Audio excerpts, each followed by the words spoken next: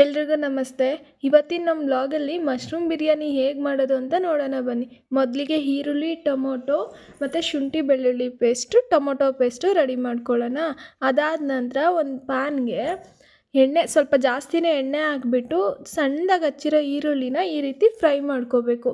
ಸ್ವಲ್ಪ ರೋಸ್ಟ್ ಆಗಬೇಕು, ಆಯಿತಾ? ಈ ರೀತಿ ರೋಸ್ಟ್ ಆಗೋ ಥರ ಈರುಳ್ಳಿ ಫ್ರೈ ಮಾಡ್ಕೋಬೇಕು. ಇನ್ನೊಂದು ಸೈಡಲ್ಲಿ ನೀರು ಕಾಯಕ್ಕಿಟ್ಟಿದ್ದೆ. ಈಗ ಅದಕ್ಕೆ ಬಾಸುಮತಿ ರೈಸ್ ಹಾಕೋತಾ ಇದ್ದೀನಿ. ಅದನ್ನು ಒಂದು 8 ನಿಮಿಷ, ಒಂದು 80% ಬೇಯಿಸ್ಬೇಕು, ಆಯಿತಾ? ಅದಕ್ಕೆ ಈ ಥರ ಎಲ್ಲ ಪಲಾವ್ ಸ್ಪೈಸಸ್ನೆಲ್ಲ ಹಾಕಿಬಿಟ್ಟು ಅನ್ನ ಬೇಯೋಕ್ಕಿಟ್ಟು ನಂತರ ಮಶ್ರೂಮ್ ಗ್ರೇವಿ ಮಾಡ್ಕೊಳ್ಳೋಣ ಬನ್ನಿ. ಫಸ್ಟಿಗೆ ಈರುಳ್ಳಿ ಫ್ರೈ ಮಾಡ್ಕೊಂಡಿದ್ವಲ್ಲ, ಅದೇ ಎಣ್ಣೆಯಲ್ಲಿ ಮತ್ತೆ 1 ಕಪ್ ಈರುಳ್ಳಿ ಹಾಕ್ಬಿಟ್ಟು ಚೆನ್ನಾಗಿ ಫ್ರೈ ಮಾಡ್ಕೋಬೇಕು. ಇದು ಗ್ರೇವಿಗೆ.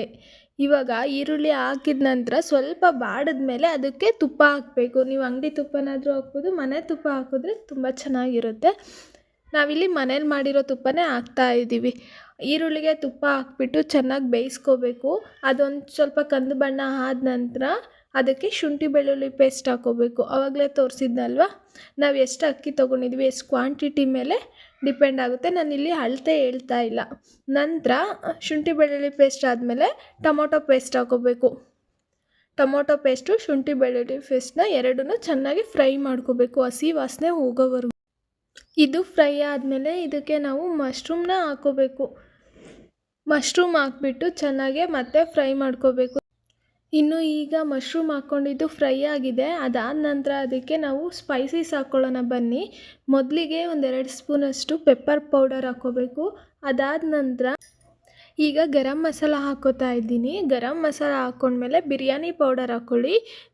ನಾವಿಲ್ಲಿ 1 ಪ್ಯಾಕೆಟ್ ಬಿರಿಯಾನಿ ಪೌಡರ್ ಹಾಕಿದ್ದೀವಿ. ಬಿರಿಯಾನಿ ಪೌಡರ್ ಆದಮೇಲೆ 2 ಸ್ಪೂನ್ ಜೀರಾ ಪೌಡರ್ ಇಷ್ಟು ಮಸಾಲ ಹಾಕಿಬಿಟ್ಟು ಅದನ್ನು ಫ್ರೈ ಮಾಡಿ ನಂತರ ಕೊತ್ತಂಬರಿ ಸೊಪ್ಪು ಹಾಕ್ಕೋಬೇಕು. ಕೊತ್ತಂಬರಿ ಸೊಪ್ಪು ಮತ್ತು ಪುದೀನ ಸೊಪ್ಪು ಸಣ್ಣದಾಗಿ ಹಚ್ಚಿಟ್ಕೊಂಡು ಹಾಕ್ಕೊಳ್ಳಿ. ಅದಾದಮೇಲೆ ಸಾಂಬಾರದ ಪುಡಿ, ಧನಿಯಾ ಪುಡಿ ಇರುತ್ತಲ್ವ ಮನೆಯಲ್ಲೇ, ಮಿಕ್ಸ್ ಪೌಡರು ಯಾವುದಾದ್ರೂ ಓಕೆ. 2 ಸ್ಪೂನ್ ಧನಿಯಾ ಪುಡಿ ಮತ್ತು 2 ಸ್ಪೂನ್ ಖಾರದ ಪುಡಿ. ನಿಮಗೆ ಖಾರ ಎಷ್ಟು ಬೇಕೋ ಅಷ್ಟು. ಲಾಸ್ಟಿಗೆ ಇದಕ್ಕೆ 1 ಕಪ್ ಮೊಸರು ಹಾಕ್ಕೋತಾ ಇದ್ದೀನಿ. ಮೊಸರು ಹಾಕ್ಕೊಂಡ್ರೆ ಅದು ಗ್ರೇವಿ ಸ್ಮೂತ್ ಬರುತ್ತೆ, ಚೆನ್ನಾಗೇ ಟೇಸ್ಟ್ ಕೊಡುತ್ತೆ ಅಂತ. ಈಗ ಮೊಸರು ಹಾಕ್ಕೊಂಡು ಚೆನ್ನಾಗಿ ಫ್ರೈ ಮಾಡಿಕೊಂಡೆ. ಇನ್ನೂ ಅನ್ನಕ್ಕೆ ಇಟ್ಟಿದ್ವಲ್ಲ, ಅನ್ನನೂ ಆಯಿತು. ಇವಾಗ ಅನ್ನ ಎಲ್ಲ ಬಸ್ಕೋಬೇಕು. ಒಂದು 80% ಬೆಂದಿದೆ, ಜಾಸ್ತಿ ಬೇಯಿಸೋಕೆ ಹೋಗಬೇಡಿ.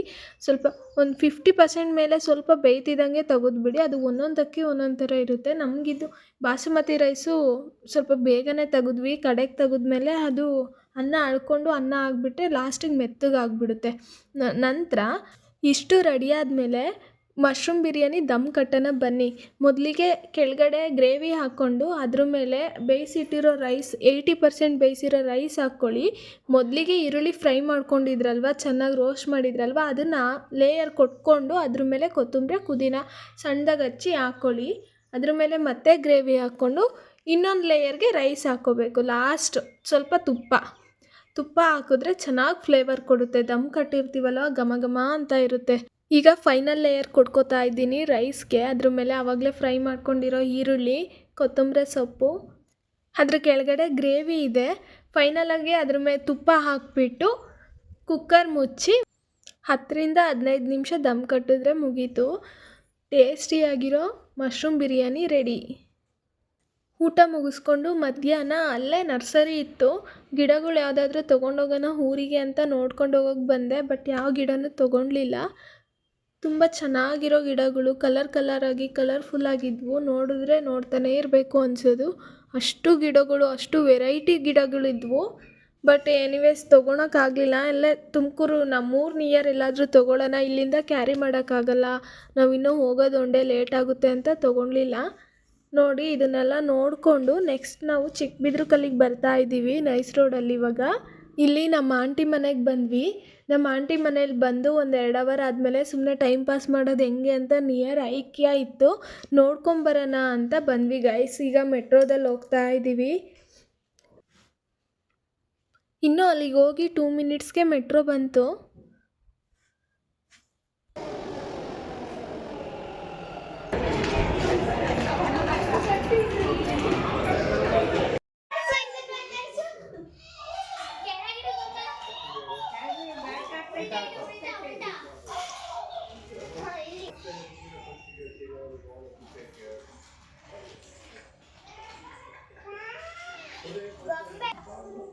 ನೀನೇ ಮಾತಾಡು.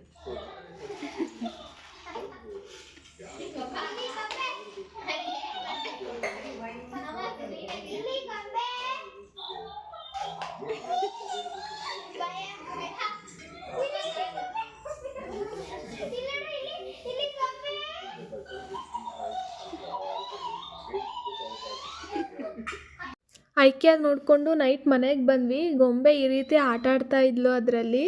ನಮ್ಮ ಬೆಂಗಳೂರು ಡೇ ಇಷ್ಟೇ ಗೈಸ್. 2 ಡೇಸ್ ತುಂಬ ಚೆನ್ನಾಗಿ ಎಂಜಾಯ್ ಮಾಡಿಕೊಂಡು ಪಿಜ್ಜಾ ತಿಂದ್ಕೊಂಡು ನೆಕ್ಸ್ಟ್ ಡೇ ಊರಿಗೆ ಹೊರಟ್ವಿ. ಇವತ್ತಿನ ಬ್ಲಾಗ್ ಇಷ್ಟೇ ಗೈಸ್. ಇಷ್ಟ ಆಗಿದ್ದರೆ ಲೈಕ್ ಮಾಡಿ, ಸಬ್ಸ್ಕ್ರೈಬ್ ಮಾಡಿ. Thank you for watching.